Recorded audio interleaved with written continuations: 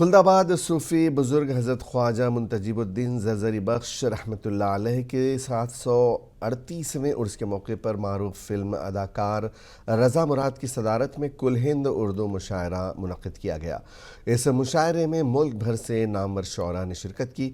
मकामी शोरा ने भी अपना कलाम पेश किया। सबसे पहले मैं उनकी गहराइयों से सरफराज से सलाम का शुक्रिया अदा करना चाहूँगा कि इस मुबारक मौके पर उन्होंने मुझे मजबूर किया और आपसे रूबरू होने का मौका दिया। पहली बार आपको रूबरू देख रहा हूँ। इससे पहले आपने मुझे फिल्मों में या टीवी पर देखा होगा। इस पर ये कहूँगा खुलदाबाद के मेरे प्यारे प्यारे भाइयों के लिए कि बरसों से इंतजार था, आज भी हो गई। बरसों से इंतजार था, आज भी हो गई।